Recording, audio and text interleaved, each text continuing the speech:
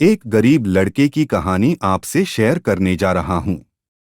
ये कहानी मेरे दिल को तो छू गई। अगर आप भी इस कहानी को पूरे मन से पढ़ोगे तो सच में आपकी आंखों में भी पानी आ जाएगा। एक भयानक अंधेरी रात में मंदिर की सीढ़ी पर मंदिर में लगे लाइट की रोशनी में एक साधारण 15 साल का लड़का पढ़ाई करते दिखा। ठंडी के दिन थे।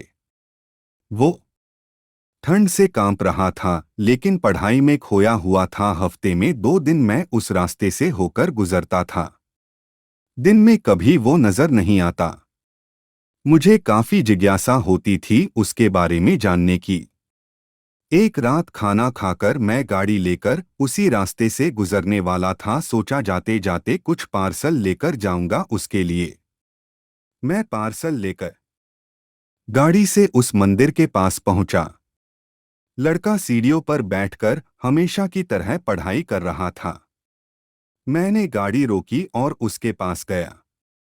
मेरी तरफ जब उसने देखा तो वो मुस्कुरा दिया, जैसे वो मुझे पहले से जानता हो। मैंने उससे पूछा, बेटा तुम हमेशा यहीं पर क्यों पढ़ाई करते हो? सर, मेरे घर में बिजली नहीं आती। मेरी माँ बीमार रहती हैं और तेल डालकर दिया जलाने लायक मेरी परिस्थिति नहीं है। बस इसलिए मैं यहाँ आकर पढ़ता हूँ। तुम मुझे देखकर मुस्कुराए क्यों? मैंने पूछा। क्योंकि आप भगवान है, वो बोला। ऐसा नहीं है, मैंने कहा। नहीं, आप भगवान ही है, वो बोला। चलो वो सब जाने दो। मुझे बताओ, क्या तुमने खाना खा लिया? क्योंकि मैं तुम्हारे लिए खाने का पार्सल लाया हूं। देखा, इसलिए मैं आपको भगवान कह रहा था। आज मुझे बहुत भूख लगी है। सुबह से मैंने कुछ भी नहीं खाया।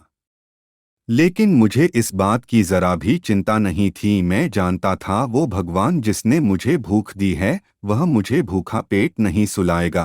किसी न किसी रूप में आकर मुझे खाना देगा। और आप खाना लेकर आ गए। आप भगवान ही होना। मेरे पास कोई शब्द नहीं थे। अनजाने में ही मेरे हाथों पुण्य का काम हो रहा था।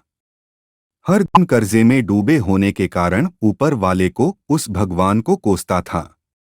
आज उसने मुझे ही भगवान की उपाधि देखकर शर्मसार कर दिया था।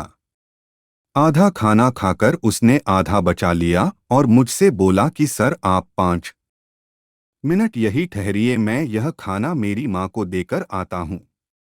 मंदिर से कुछ दूर एक पुराने घर की तरफ जाते हुए मैं उसे देखता रहा। कुछ मिनटों बाद वह वापस लौटा।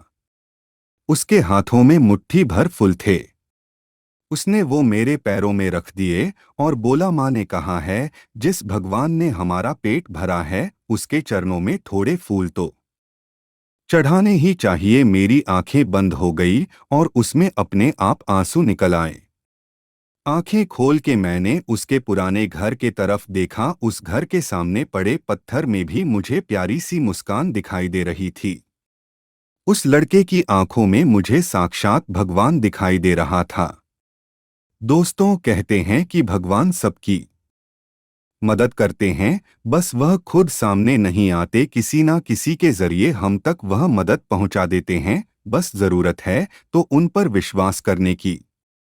दोस्तों, अगर आपको यह कहानी पसंद आई हो तो हमारे चैनल को सब्सक्राइब करें, लाइक करें और अपने परिवार के साथ शेयर करें और बेल आइकॉन भी ऑन रखें, जिससे हमारी कहानी आपके पास आए।